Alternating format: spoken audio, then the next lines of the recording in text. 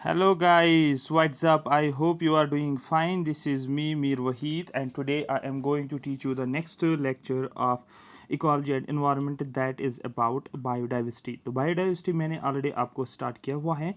जो आगे हम आज करने वाले हैं that is about the water pollution, air pollution, जो भी इंपॉर्टेंट इश्यूज़ हैं उसको हम डिस्कस करेंगे. ठीक है, तो ये अब पीडीएफ जो मैंने जो है शेयर किया हुआ है आपको टेलीग्राम ग्रुप पे कंप्लीट है, फाइनल पीडीएफ है. इसमें से आपको सारा कुछ जो है चीज़ें देखने को मिलेगी. ठीक है, और डब्ल्यू एस अकेडमी की तरफ से वीएलडब्ल्यू का कोर्स भी हमने लॉन्च किया हुआ है. फुल कोर्स है, आप उसको बाय कर सकते हो. ठीक है, 1000 आपको पे करना है. और JKS 2023 जो है 2023 जो है, ठीक है, उसको हमने जो है लॉन्च किया हुआ है. ठीक है, चलो हम आज के टॉपिक पे चलते हैं. आज का टॉपिक जो हमारा रहेगा, ठीक है, ये सारा कुछ मैंने आपको बताया था कौन कौन से क्वेश्चंस पूछे गए थे इस कंटेंट से. ठीक है, ये सारा कुछ मैंने आपके साथ शेयर किया हुआ. ठीक है, तो ये यहाँ पर आप देख सकते हो ये क्वेश्चन जो हैं, जो भी हम कंटेंट, जो भी हम टॉपिक्स को पढ़ रहे थे उन टॉपिक्स को कवर करने के बाद ये क्वेश्चन जो है हमने देखा हुआ यहाँ से ये मिल रहे हैं. ठीक है, आगे भी और भी देखेंगे बहुत सारे 10 के 10 क्वेश्चन जो हैं इस पीडीएफ से आपको डायरेक्टली देखने को मिलेगा जो आपको पढ़ाया गया है. ठीक है, तो ये आप देख सकते हो यहाँ पर. ठीक है, बात समझ आ रही है. सभी क्वेश्चंस लगे हुए हैं जो पिछले 2022 में जो पहला जेके पे ऐसा हुआ था 27 को, उसमें सभी टॉपिक के साथ ही क्वेश्चन को चिपकाया गया है. सो आपको अंदाज़ा लगेगा कैसे कैसे क्वेश्चंस बने हैं इस पीडीएफ से. तो इस पीडीएफ को आप जो है लाइटली नहीं लोगे. इस पीडीएफ को आप मेहनत से पढ़ोगे, 2-4 बार रिवाइज करोगे, आपके 10 के 10 क्वेश्चन, ये गारंटी है 10 के 10 क्वेश्चन आपके एग्जाम में लगे. ये मेरी गारंटी है. जब आप एग्जाम खत्म करोगे, बाहर निकलो, फिर क्वेश्चन को देखोगे, फिर आप बता सकते हो कि हाँ सर यहाँ से हमें इकोलॉजी एनवायरनमेंट के जितने भी क्वेश्चन 10 हो, 12 हो, 8 हो, 9 सारे आपको बन जाएंगे इस पीडीएफ से. ठीक है, चलो आगे चलते हैं. आज का टॉपिक जो रहेगा हमारा वो रहेगा हमारा BOD का मतलब क्या होता है. BOD इसको बोलते हैं बायोलॉजिकल ऑक्सीजन डिमांड. इसी को नाम बोला जाता है बायोकेमिकल ऑक्सीजन डिमांड. कंफ्यूज नहीं होना, बायोकेमिकल ऑक्सीजन डिमांड बोलो या बायोलॉजिकल ऑक्सीजन डिमांड बोलो, ये one at the same thing. ठीक है, तो इस टॉपिक को हमें समझना है. The amount of oxygen required or needed for a biological oxidation of organic matter in water is known as chemical oxygen demand या बायोलॉजिकल डिमांड. फॉर एग्जांपल ये एक वाटर बॉडी है. फॉर एग्जांपल हमने ये क्या लिया, ये एक लेक है. इस लेक में क्या होता है आपको पता है, इस लेक के अंदर पानी होता है, वाटर होता है.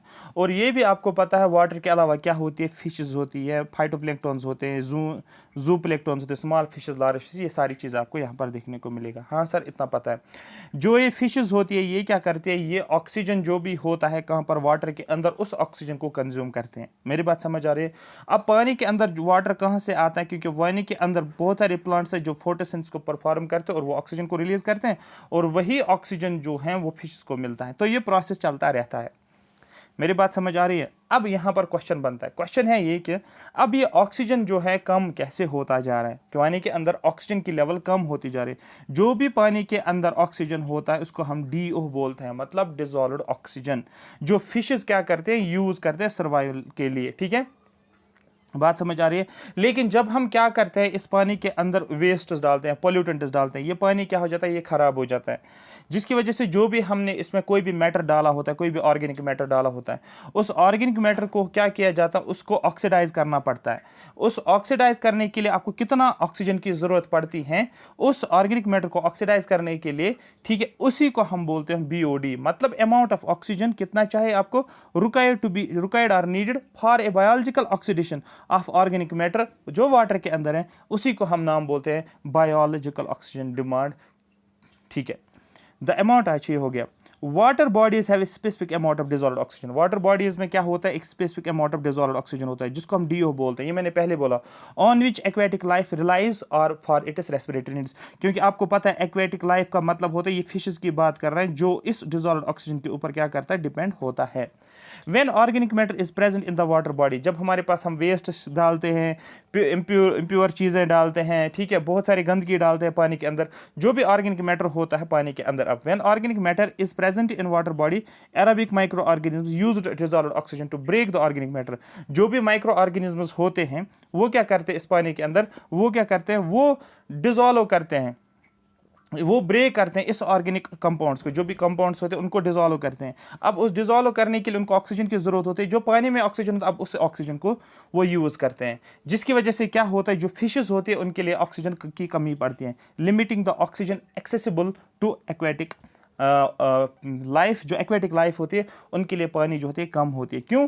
क्योंकि अब ये माइक्रो ऑर्गेनिज्म जो होते हैं पानी के अंदर, ये अब उस ऑक्सीजन को यूज़ करते हैं क्या करने के लिए, ऑर्गेनिक मैटर को डिजोल्व करने के लिए। आगे चलते हैं। Water contains molecular oxygen, water के अंदर मॉलिक्यूलर ऑक्सीजन मतलब O2 फॉर्म में ऑक्सीजन होता है। क्वेश्चन पूछ सकता है JKSSB जो है ऐसे टाइप्स ऑफ क्वेश्चन पूछ सकता है। वाटर में क्या, वाटर में कौन सा ऑक्सीजन होता है, आपको बोलो O2, ठीक है, H2O आपने पढ़ोगे H2O, तो यहाँ पर O2 के फॉर्म में जो होता है ऑक्सीजन आपको देखने को मिलेगा, ठीक है, molecular form. Which is either a result of photosynthesis in aquatic plants, ये किसकी वजह से होता है ये ऑक्सीजन, ये एक्वेटिक प्लांट्स जो होते हैं ये फोटोसिंथेसिस करते हैं, या जो एटमॉस्फेयर में ऑक्सीजन होता है, क्योंकि यहाँ पर भी एटमॉस्फेयर है, यहाँ पर ऑक्सीजन होता है ना, वो ऑक्सीजन भी क्या होता है, वो भी डिजोल्व्ड स्टेट में किस में होता है, इस पानी के अंदर। तो दो टाइप्स के ऑक्सीजन जो होता है पानी के अंदर देखने को मिलते हैं, या तो वो फोटोसिंथेसिस प्लांट्स करते हैं, पानी के अंदर वाटर ऑक्सीजन देखने को मिलता है, या वही ऑक्सीजन क्या करते हैं एटमॉस्फेयर से लेकर जाते हैं। द हायर द BOD, जितना ऑक्सीजन डिमांड ज्यादा हो जाएगी किसके अंदर, पानी के अंदर, the higher the BOD of water body और sample the more polluted it is, इसका मतलब इसमें ज़्यादा पोल्यूशन देखने को मिलती है। मतलब बायोलॉजिकल ऑक्सीजन डिमांड जितनी बढ़ जाएगी ना, ऑक्सीजन की डिमांड जितनी बढ़ जाएगी, इसका मतलब हमें पता चलना चाहिए ये पानी जो है ये पोल्यूटेड पानी है। और डायरेक्ट क्वेश्चन पूछा जाता है higher the BOD means more water, more polluted water, less polluted water, ठीक है, इस तरीके से क्वेश्चन बोलता है। आपको बोला हायर द BOD, जितना BOD ज़्यादा होता है उतना पोल्यूशन ज़्यादा आपको देखने को मिलेगा। मेरी बात आपको समझ आ रही है? ठीक है, ठीक है, यहाँ तक क्लियर हो गया, ठीक है। अब ये ऑर्गेनिक मैटर आता है कहाँ से? Organic matter levels are rising due to variety of sources most of which are humans in nature such as pollution. अब ये ऑर्गेनिक मैटर आता कहाँ से है? ये बहुत सारे सोर्सेज इसके रिलेटेड होते हैं, जैसे कि फॉर एग्जांपल ह्यूमंस की वजह से जो हैं क्या बोलते हैं इसको, पानी के अंदर जो है ये ऑर्गेनिक मैटर आता है। जैसे कि पोल्यूशन होता है तो पानी के अंदर जो होता है पानी पोल्यूट हो जाता है, उसके अंदर ऑर्गेनिक मैटर आता है, और उसी ऑर्गेनिक मैटर को फिर डिकम्पोज करने के लिए माइक्रो ऑर्गेनिज्म लगते हैं, और वही वो पानी का ऑक्सीजन यूज़ करते हैं। BOD is also a metric for assessing the quality of water pollution. BOD से ही हम क्या करते हैं, एसेस करते हैं, इसी से हम मेजर करते हैं वाटर की क्वालिटी क्या है, ठीक है, वाटर पोल्यूशन कितना है। अगर BOD ज़्यादा है आपको सीधे पता चलना चाहिए। फॉर एग्जाम्पल अगर ये एक वाटर बॉडी है, ये दूसरी वाटर बॉडी है, तीसरी वाटर बॉडी है। फॉर एग्जाम्पल ये डल लेक है, फॉर एग्जांपल ये बी निगीन लेक है, और ये जम्मू में एक ले लेंगे सी, फिर यहाँ पर इसका BOD जो है फॉर एग्जांपल सपोज मैं रखता हूँ P5, यहाँ का रखूँगा मैं 6, यहाँ पर रखूँगा मैं फॉर एग्जांपल 4, तो दैट मीन सबसे ज़्यादा पोल्यूटेड कौन है, आप बोलोगे B सबसे ज़्यादा पोल्यूटेड है। उसके बाद कौन, उससे कम कौन सा, आप बोलोगे A, और उसके बाद कम, उससे कम कौन सा, आप बोलोगे जिसका कम है। जिसका जितना BOD ज़्यादा होता है उतना वाटर पोल्यूटेड होता है। तो याद रखना BOD is directly proportional to pollution. Question पूछा गया है, BOD ज़्यादा मतलब वाटर बॉडी का पोल्यूशन ज़्यादा, ठीक है। यहाँ तक क्लियर हो गया BOD का मतलब क्या होता है। अब नेक्स्ट जो हमारा रहेगा topic that is about water pollution. Water pollution is defined as the addition or presence of undesirable substances to or in water such as organic, inorganic, biological, radiological or thermal contaminants which deteriorate the quality of water to the point where it is unfit for use. Short में इतना आपको याद रखना है, water pollution क्या होता है, जब हम ऐड करते हैं कोई ऐसा सब्सटेंस जो कि अनडिजायरेबल होता है जो पानी के अंदर हम डालते हैं। जैसे कि इसमें ऑर्गेनिक भी होता है, इसमें इनऑर्गेनिक भी होता है। फॉर एग्जाम्पल डेड एंड के लिविंग चीज़ें भी डाल देते हैं और नॉन लिविंग चीज़ें भी डालते हैं, ठीक है। ऑर्गेनिक भी डालते हैं जिसमें कार्बन कंटेनिंग कंपाउंड्स होते हैं, इनऑर्गेनिक भी डालते हैं जिसमें कार्बन कंटेनिंग कंपाउंड्स नहीं होते हैं, या रेडियोलॉजिकल चीज़ें भी डाल जाते हैं। थर्मल कंटेमिनेट कोई फॉर एग्जाम्पल कोई इंडस्ट्री है, वहाँ से जो होता है इंडस्ट्रियल पोल्यूशन जिसको बोलते हैं जनरली, वहाँ से हम इंडस्ट्रीज़ में कोई केमिकल बनाते हैं, फिर इंडस्ट्रीज़ को हम क्या करते हैं, धोते हैं पानी से, तो वहाँ से गर्म पानी निकलता है, और वही पानी हम किस में डाल देते हैं, रिवर के साथ मिल जाता है, और वह रिवर किसके साथ मिल जाता है, फॉर किसी वाटर बॉडी के साथ, वहाँ से भी पोल्यूट हो जाता है। ये सारे जो होते हैं ये सोर्स ऑफ पोल्यूशन होता है जो कि पानी के साथ मिलकर वाटर पोल्यूशन बनाता है, ठीक है। आ रही बात समझ? समझ आ रही है? How does water pollution increase the biological demand, water pollution कैसे बायोलॉजिकल डिमांड को बढ़ा देता है, ठीक है। जैसे कि मैंने आपको बोला भी है, वाटर पोल्यूशन की वजह से क्या होता है, डेड क्या बोलते हैं, माइक्रो ऑर्गेनिज्म की ग्रोथ हो, माइक्रो ऑर्गेनिज्म क्या करते हैं, इस ऑर्गेनिक मैटर को क्या करते हैं, डिकम्पोज करते हैं। जब ऑर्गेनिक मैटर को क्या करते हैं, डिकम्पोज करते हैं, तो दैट मीन ऑक्सीजन की लेवल जो होती है वो बढ़ जाती है, मतलब ऑक्सीजन की डिमांड जो होती है वो बढ़ जाते हैं, जिसकी वजह से क्या होता है, जिसकी वजह से क्या होता है, जिसकी वजह से बीओडी बढ़ जाता है। तो ये सारी कहानी एक्चुअली मैंने आपको बता दिया है, ठीक है। जैसे कि आपको आपके पास सीवेज होता है, जो ड्रेन से पानी निकलता है, वॉशरूम से पानी निकलता है, या टॉयलेट जो होता है उससे पानी निकलता है, फिर वो पानी के साथ मिल जाता है, पानी पोल्यूट हो जाता है, उसकी वजह से भी क्या होता है, बीओडी जो होता है पानी का जो है बढ़ जाता है, वाटर बॉडी का बीओडी जो है बढ़ जाता है। ये लिखा है, when sewage is mixed with river water, जब सीवेज जो होते हैं, जो ड्रेन्स हमारी होती है वो रिवर वाटर के साथ मिल जाती है, उससे क्या होता है, पानी का जो है बीओडी जो होता है वो बढ़ जाता है। ये सारी चीज़ें जो है इसमें इन्वॉल्व हैं। दूसरा होता है सीओडी। सीओडी का मतलब होता है केमिकल ऑक्सीजन डिमांड। एक होता है बायो जियो केमिकल, ठीक है, एक होता है बायो केमिकल ऑक्सीजन डिमांड, दूसरा है केमिकल ऑक्सीजन डिमांड, ठीक है।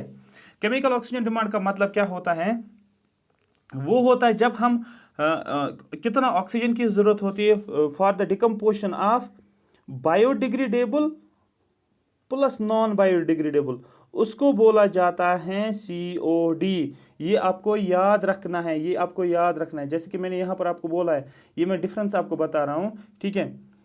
देखो, बीओडी का मतलब होता है बायोलॉजिकल ऑक्सीजन डिमांड या बायो केमिकल ऑक्सीजन डिमांड, मतलब बायो केमिकल ऑक्सीजन डिमांड। दूसरा होता है COD, that means chemical oxygen demand. BOD का मतलब होता है कितना अमाउंट ऑफ ऑक्सीजन चाहिए होता है for the oxidation of organic matter, मतलब for the oxidation of biodegradable, आप बोल सकते हो बायोडिग्रेडेबल। और सीओडी का मतलब होता है कितना ऑक्सीजन हमें चाहिए for the decomposition of both biodegradable as well as non biodegradable, इसको बोलते हैं हम सीओडी। ये आपको याद रखना है, दोनों का कंपैरिजन जो, और मुझे पूरी गट फीलिंग आ रही है कि बीओडी सीओडी पे क्वेश्चन पूछा जाता है वाटर पोल्यूशन के ऊपर, ठीक है। अब नेक्स्ट जो है that is environmental pollution. Environmental pollution में क्या क्या होता है ये जानेंगे हम। एनवायरमेंटल पोल्यूशन में सभी चीज़ें आ जाते हैं, वाटर पोल्यूशन आता है, एयर पोल्यूशन आता है, सॉइल पोल्यूशन आ जाता है, थर्मल पोल्यूशन, ये सारी चीज़ें आ जाते हैं। Environmental pollution is described as the contamination of the earth और अर्थस और एटमॉस्फेयर सिस्टम फिजिकल और biological components the point where normal environmental process negatively affected.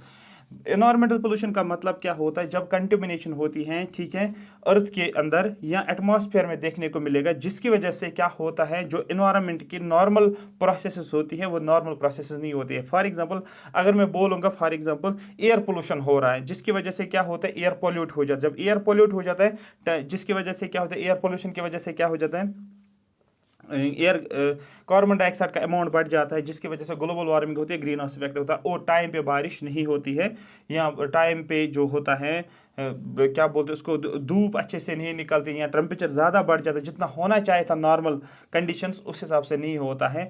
उसी को हम एनवायरमेंटल पोल्यूशन जनरली बोलते हैं, कि जो भी हमारे पास अर्थ हो या एटमॉस्फेरिक सिस्टम जो हो, ठीक है, ये क्या होता है, ये कंटेमिनेट होता है। इसी में हम एयर भी करते हैं बात, वाटर पोल्यूशन की बात करेंगे, लैंड पोल्यूशन की बात करेंगे। 3 मेन टाइप्स ऑफ पोल्यूशन के 3 मेन टाइप्स हैं, जिसको हम एनवायरमेंटल पोल्यूशन में डिस्कस करते हैं, ठीक है।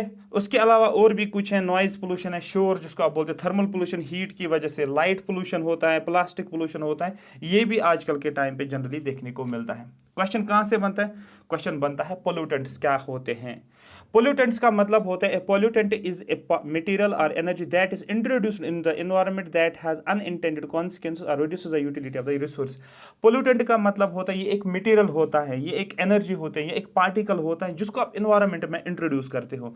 फॉर एग्जाम्पल मैं कार्बन डाइऑक्साइड की बात करता हूँ, ये एक पोल्यूटेंट है, ये अब रिलीज होता है तो एटमॉस्फेयर में इसके कॉन्सेंट्रेशन बढ़ जाते हैं, इसका इंपैक्ट आपको पता है, ये बन गया एक पोल्यूटेंट, ठीक है। फॉर एग्जाम्पल क्या निकलता है, स्मोक निकलता है, स्मोक निकलता है, ठीक है, गाड़ियों से जो स्मोक निकलता है वो क्या एनवायरनमेंट में आ जाता है, जिसकी वजह से क्या होता है, हम सांस अच्छे से नहीं ले पा रहे हैं, ठीक है, पोल्यूशन हो जाता है। ये स्मोक भी एक पोल्यूटेंट बन जाता है। इसी तरीके से बहुत सारी चीज़ें होती हैं। फॉर एग्जांपल कोई केमिकल है, वो किस में डाला, आपने वाटर के साथ डाला तो वाटर पोल्यूट हो गया, तो वाटर क्या बन गया, ये एक पोल्यूटेंट होता है। मतलब पोल्यूटेंट एक्चुअली क्या होता है, एक मटीरियल होता है, एक पार्टिकल भी आप बोल सकते हैं, एक एनर्जी होती है जो कि इंट्रोड्यूस होते हैं एनवायरनमेंट, जिसकी वजह से क्या होते हैं, कॉन्सिक्वेंसेस जो है हमें देखने को मिलती है।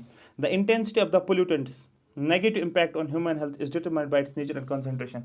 डिपेंड करता है जो भी पोल्यूटेंट का इम्पैक्ट कितना रहता है ह्यूमन हेल्थ के ऊपर। आप बोलोगे ह्यूमन हेल्थ के ऊपर पोल्यूटेंट का नेगेटिव इफेक्ट रहता है, लेकिन वो डिपेंड करता है उस पोल्यूटेंट की कॉन्सेंट्रेशन कितनी होती है। अगर पोल्यूशन ज़्यादा हो जाएगा, कार्बन डाइऑक्साइड की कॉन्सेंट्रेशन ज़्यादा बढ़ जाएगी, स्मोक की कॉन्सेंट्रेशन ज़्यादा बढ़ जाएगी, उसी हिसाब से हमारी बॉडी पे इफेक्ट पड़ेगा। जैसे कि आजकल के टाइम पे पोल्यूशन है, लेकिन हमारी बॉडी पे उतना इम्पैक्ट नहीं पड़ता। क्या आने वाले टाइम पे क्या होगा, ज़्यादा पोल्यूशन होगा जो कि हमारे हेल्थ के लिए ठीक नहीं है, तो हमारे डेथ जो होगी, सडन डेथ हमें देखने को मिलेगी। तो ये डिपेंड करता है कि पोल्यूटेंट कितना है, उसकी कॉन्सेंट्रेशन एटमॉस्फेयर में कितनी है, ठीक है, किस लेवल तक है वो, उसके हिसाब से हमारी बॉडी पे इम्पैक्ट पड़ता है। अब यहाँ पर आपका क्वेश्चन बनता है, यहाँ पर आप 5 स्टार लगा लो। 5 स्टार क्यों लगाना है, क्योंकि 5 स्टार इसलिए लगाना, यहाँ से डायरेक्ट क्वेश्चन बनता है।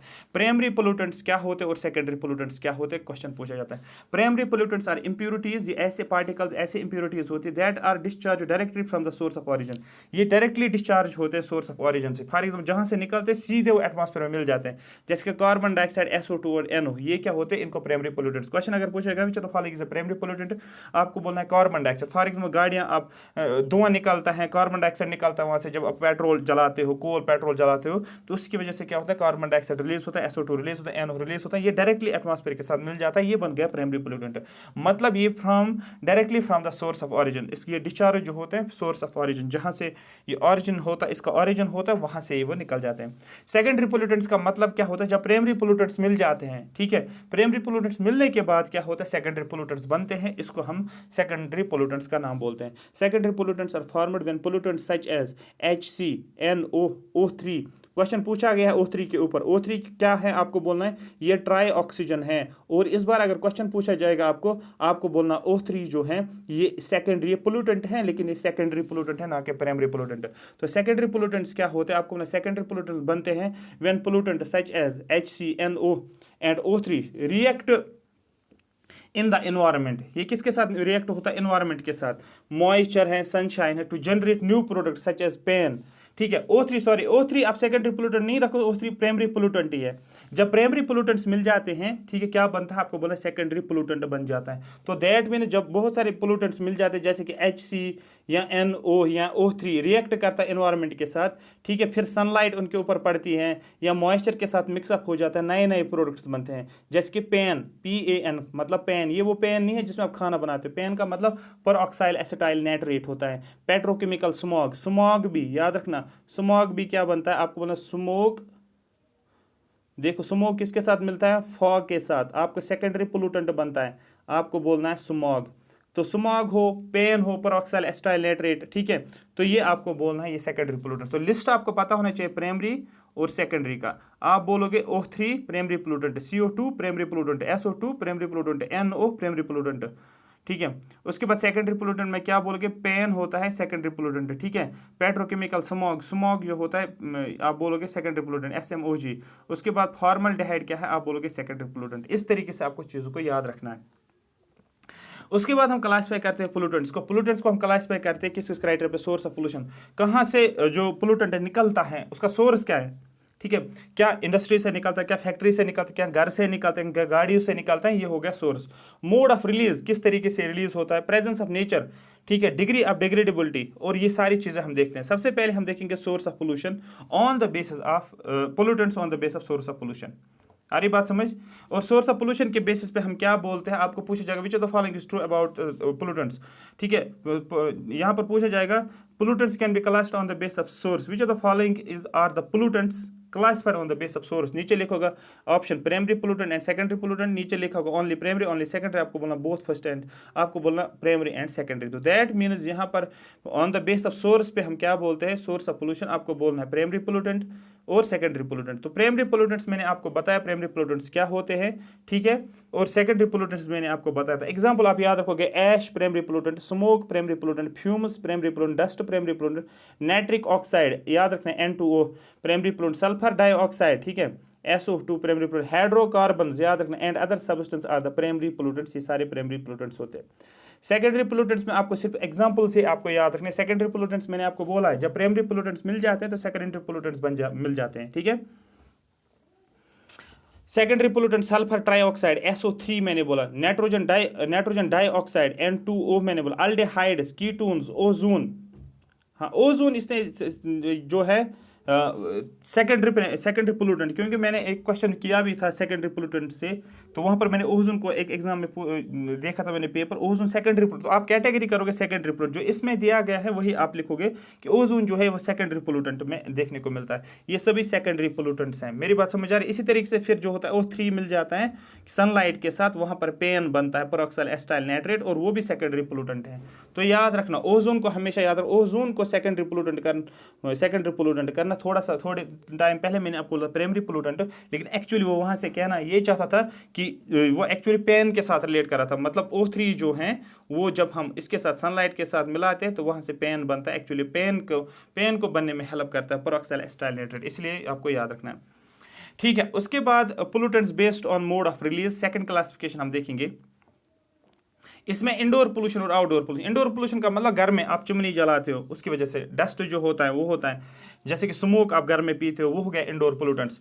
Indoor pollution is defined as a dust, filth or gases in air inside structure आपके घर में, such as your house or work place that are potential unhealthy to breathe, जो कि अनहेल्दी होता है ब्रीथ करने के लिए, उसको बोलते हैं इंडोर पोल्यूटेंट। जैसे कि आप घर में आपके पापा या जो भी घर में स्मोकिंग करते हैं तो वो हो गया इंडोर पोल्यूशन।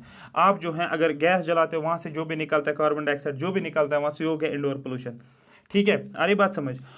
ठीक है, मोल्ड पोलन जो भी होते हैं, टोबैको का स्मोक निकलता है, हाउस होल्ड प्रोडक्ट्स निकलते हैं आपके घर में, पेस्टिसाइड्स होते हैं, gases such as radon, carbon monoxide जो होता है, ये सारे इंडोर पोल्यूटेंट्स। क्वेश्चन पूछा जाएगा कार्बन मोनोक्साइड, आपको बोलना CO का मतलब होता है कार्बन मोनोक्साइड और CO2 का मतलब कार्बन डाइऑक्साइड। तो ये एग्जाम्पल आपको याद रखना है, ये होते हैं इंडोर पोल्यूटेंट्स। ठीक है, अब इंडोर पोल्यूटेंट्स की वजह से क्या होता है, आप बोलोगे लंग डिसऑर्डर होता है, फॉर आजमा होता है। ठीक है, एजमा की वजह से ये किसके इंडोर पोल्यूटेंट्स की वजह से होता है। दूसरा होता है COPD, एक होता है लंग कैंसर, देखने को हमें मिलता है इंडोर पोल्यूशन की वजह से, क्योंकि इसकी एयर क्वालिटी जो होती है वो पुअर होती है, जिसकी वजह से इंडोर पोल्यूशन होता है। इसकी वजह से एक और रिस्क होता है हार्ट डिजीज का रिस्क आपको देखने को मिलेगा, हार्ट स्ट्रोक भी आपको देखने को मिलेगा, ये सारी चीज़ें आपको देखने को मिलेगा, हार्ट डिजीज और स्ट्रोक्स भी देखने को मिलते हैं।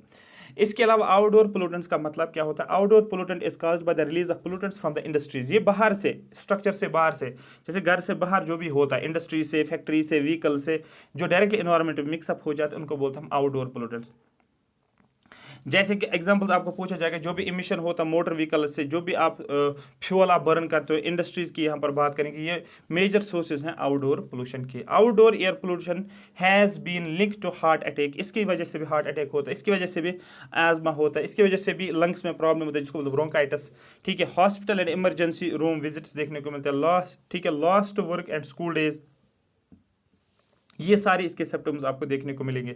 ठीक है, तो आप स्कूल नहीं जा पाओगे, लिमिटेड डे एक्टिविटीज़, ये सारी चीज़ें, रेस्पिरेटरी सिम्टम्स, ये सारी चीज़ें आपको देखने को मिलती है आउटडोर पोल्यूशन की वजह से। ये कॉमन है ना, ये कॉमन है, इसलिए इसको थोड़ा सा तेज चल रहा है, क्योंकि ये आपको खुद भी पता है ये क्या चीज़ें हैं, मुझे सिर्फ रिलेट करना पड़ता है सो दैट आप एग्जाम में इसको सॉल्व कर पाओ।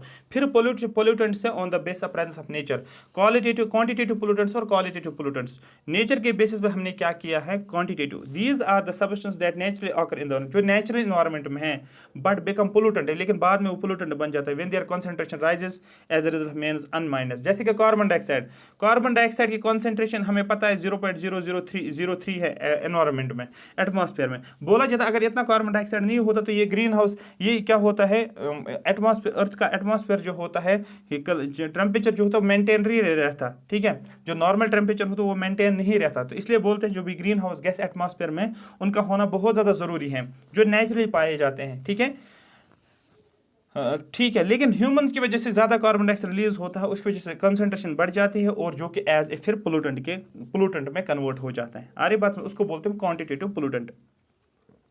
क्वालिटेटिव का मतलब होता है these are the substance which do not natural occur in nature, जो नेचर में नहीं होते हैं but are added by humans, मतलब मैन मेड पोल्यूटेंट, जो ह्यूमंस की वजह से जो है रेस्पॉन्सिबल। जैसे कि इंसेक्टिसाइड्स, हम इंसेक्टिसाइड्स का यूज़ करते हैं और वो फिर एनवायरनमेंट में पोल्यूट हो, जैसे इंसेक्टिसाइड्स हम लगाते हैं, किनको लगाते हैं, जो हमारे पास क्रॉप्स होते हैं, फिर वही किसके साथ, सॉइल के साथ मिक्सअप हो जाता है। ठीक है, या क्रॉप्स के अंदर आ जाता है, फिर हम वही खाते हैं तो पोल्यूशन उससे फैल जाता है, सॉइल पोल्यूशन, बाकी सारी चीज़ें आपको देखने को मिलती हैं।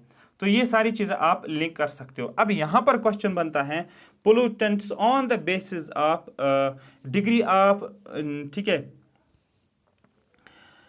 डिग्री ऑफ डिग्रेडेबिलिटी, ठीक है, डिग्रेडेबिलिटी, हम बोलते हैं ना डिग्रेड होना, ठीक है, नॉन डिग्रेडेबल या जो डिग्रेडेबल होते हैं और नॉन डिग्रेडेबल होते हैं, उसी बेसिस पे हमने क्या किया है, पोल्यूटेंट्स को क्लासिफाई किया। तो हमारे पास नॉन डिग्रेडेबल पोल्यूटेंट्स होते हैं और जो हमारे पास होते हैं बायोडिग्रेडेबल पोल्यूटेंट। एक होता है नॉन डिग्रेडेबल पोल्यूटेंट्स, दूसरा होता है बायोडिग्रेडेबल पोल्यूटेंट्स, ठीक है। ये वो पोल्यूटेंट्स होते हैं नॉन बायोडिग्रेडेबल। नॉन बायोडिग्रेडेबल बोलो, देखो नॉन बायोडिग्रेडेबल बोलो या नॉन डिग्रेडेबल बोलो, एक ही बात है। नॉन बायोडिग्रेडेबल बोलो या नॉन डिग्रेडेबल बोलो, ठीक है। डिग्रेडेबल बोलो डायरेक्टली या बायोडिग्रेडेबल बोलो, ये भी एक ही बात है, ठीक है, कंफ्यूज नहीं होना।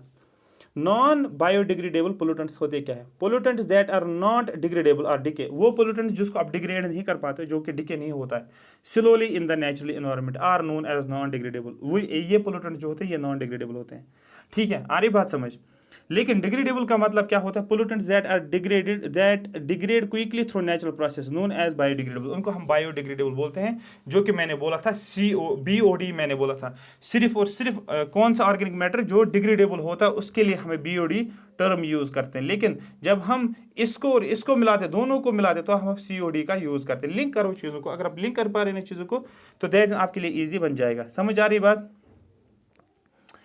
As non biodegradable contaminants migrate through the biogeochemical cycle. तो ये नॉन बायोडिग्रेडेबल पोल्यूटेंट्स जो होते हैं ये कहाँ पर माइग्रेट होते हैं? आपको बोलना है बायोजियोकेमिकल साइकिल। जो आपका जो नाइट्रोजन, जो हम क्या बोलते हैं, क्या पढ़ते हैं, बायोलॉजिकल साइकिल्स हम पढ़ते हैं ना, ठीक है, ठीक है, न्यूट्रिशन के साइकिल्स जो हम पढ़ते हैं ना, वही उसी को बोलते हैं बायोजियोकेमिकल साइकिल्स, जो मैंने ऑलरेडी आपको पढ़ा है। तो वहाँ पर ही हमें क्या देखने को मिलता है? नॉन बायोडिग्रेडेबल कंटेमिनेंट्स जो माइग्रेट करते हैं साइकिल्स में अलोंग फूड चेन्स के थ्रू। और जनरली ये क्या बताता है? ये आपको बोलता है बायोमैग्निफिकेशन का नाम बोला जाता है। और जो ऑलरेडी आपको क्वेश्चन पूछा गया है, जहाँ पर नॉन बायोडिग्रेडेबल कंटेमिनेंट्स क्या करते हैं, ये एक लेवल से दूसरे लेवल पे चले जाते हैं, मतलब फूड चेन के थ्रू क्या करते हैं, फ्लो करते हैं, and they accumulate and are then physiologically magnified. ये एक्यूमुलेट हो जाते हैं जिसको बायो एक्यूमुलेशन बोलते हैं, बायो एक्यूमुलेशन, और उसके बाद ये मैग्नीफाई हो जाते हैं जिसको बायो मैग्निफिकेशन बोलते हैं। ये एक्चुअली नॉन बायोडिग्रेडेबल पोल्यूटेंट्स के साथ ही लिंक होता है।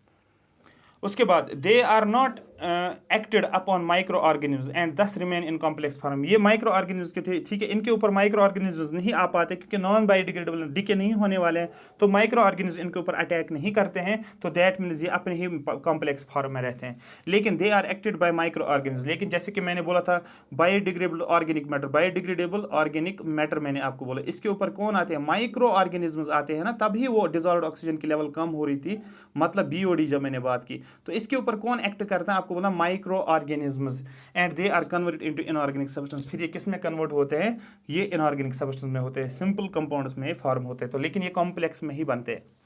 दे are accumulated in nature and persist for a long time. ये नेचर में एक्यूमुलेट होते हैं और परसिस्ट होते हैं। मैंने आपको बोला भी था बायो मैग्निफिकेशन या बायो मैग्निफिकेशन को होने के लिए आपके पास पोल्यूटेंट होना चाहिए नॉन बायोडिग्रेडेबल, जो लंबे अरसे तक रहेगा, तभी वो पॉसिबल है ना, ठीक है। जो बायोडिग्रेडेबल है आपको पता है वो जो होता है वो डिके हो जाएगा, तो उसका कोई फायदा ही नहीं है, ठीक है। They do not get accumulate in nature, they are biodegradable. ये एक्यूमुलेट नहीं होते नेचर में क्योंकि बायोडिग्रेडेबल होते हैं, ये डिके हो जाते हैं। They do not emit foul odour when they are decompose. जब इनको जब ये डिकम्पोज होते हैं, इनमें कोई भी ये क्या बोलते हैं उसको, कोई भी स्मेल, कोई भी फॉल ऑर्डर नहीं निकलता है। लेकिन यहाँ पर जो होते हैं बहुत ज़्यादा गंदी स्मेल आपको देखने को मिलती है। बहुत ज़्यादा इंपॉर्टेंट है, बहुत ज़्यादा इंपॉर्टेंट है।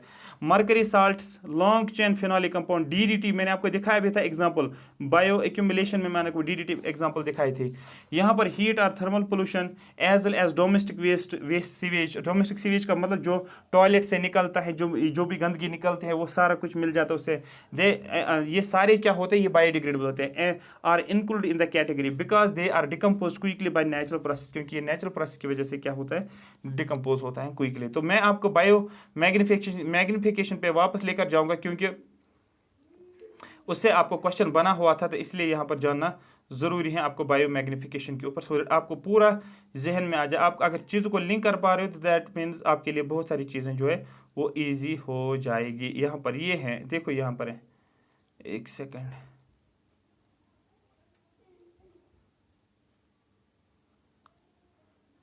देखो बायोजियोकेमिकल साइकिल्स या न्यूट्रन साइकिल्स इनको बोला जाता है, ठीक है। और मैं आपको दिखाऊँ यहाँ पर, ठीक है, न्यूट्रन साइकिल, एक सेकंड, अच्छा, बायो एक्यूमुलेशन ऊपर होगा, ऊपर इससे ऊपर। हाँ देखो, बायो मैग्निफिकेशन और बायो एक्यूमुलेशन ये दिखाना था मुझे। आप देखो यहाँ पर ग्रेजुअल एक्यूमुलेशन ऑफ पोल्यूटेंट्स, सारी बात समझ यहाँ पर आपको देखने को मिलेगा। यहाँ पर देखो bio magnification refers to progressive bio accumulation, increase in concentration. किन की कॉन्सेंट्रेशन? आपको बोलना पोल्यूटेंट्स की कॉन्सेंट्रेशन, याद रखना, पोल्यूटेंट्स की कॉन्सेंट्रेशन ये आपको याद रखना है। ठीक है, देखो यहाँ पर in order for bio magnification to occur, bio magnification होने के लिए pollutant must be long biological half life, pollutant जो होता है लॉन्ग लाइफ इनकी होनी चाहिए, लंबे अर्स तक रहना चाहिए। नॉट सॉल्युबल इन वाटर, ये सॉल्युबल नहीं होना चाहिए पानी के अंदर, but must be soluble in fat, fat में सॉल्युबल। और आपको क्वेश्चन पूछा गया है यहाँ पर देखो, the term bio magnification refers to increase in concentration of non degradable, मतलब नॉन बायोडिग्रेडेबल पोल्यूटेंट, ना कि डिग्रेडेबल, ये आपको याद रखना, as they passes through food chain, जब ये फूड चेन, इसी को बायो मैग्निफिकेशन बोला जाता है। यही मुझे दिखाना था। देखो ये मैंने ऑलरेडी भी आपको अलग से बताया हुआ है, और यहाँ पर भी मैंने आपको जो है इसके बारे में आपको बता चुका हूँ। यहाँ पर आप देखो दैट मीन्स ये क्वेश्चन आपको अंडरस्टैंड करने की, जो कॉन्सेप्ट को समझने की जरूरत है ना, यहाँ पर आप देखो, फिर मैं इसको जूम करता हूँ सो आप इजी तरीके से इसको समझ सकते हो। As non biodegradable contaminants migrate through the biogeochemical cycle and along food chain in the environment, they accumulate, bio accumulation जिसको बोलते हैं, एंड फिजियोलॉजिकली मैग्नीफाइड, फिर मैग्निफिकेशन इनकी होती है। समझ आया? क्लियर हो गया? हाँ सर हमें क्लियर हो गया। पोल्यूटेंट्स के काजेस क्या है, ये पोल्यूटेंट्स आते कहाँ से हैं, ये सारा कुछ हम जानेंगे। ये हम नेक्स्ट लेक्चर में देखेंगे पोल्यूटेंट्स कहाँ से आते हैं, और उसके बाद हम एयर क्वालिटी इंडेक्स पे, ये टेबल हमें समझना है। एक्चुअली ये टेबल पे क्वेश्चन जनरली पूछा जाता है, इस टेबल पे कौन सा एयर क्वालिटी इंडेक्स पुअर होता है, रेंज क्या देखने को मिलेगा। Thank you so much for watching. अगर आपको ये सेशन अच्छा लगा तो आप कमेंट सेक्शन में मेंशन करोगे, बोलोगे सर यस सर हमें ये सेशन बिल्कुल अच्छा लगा, आप कंटिन्यू करो। Thank you so much for watching me.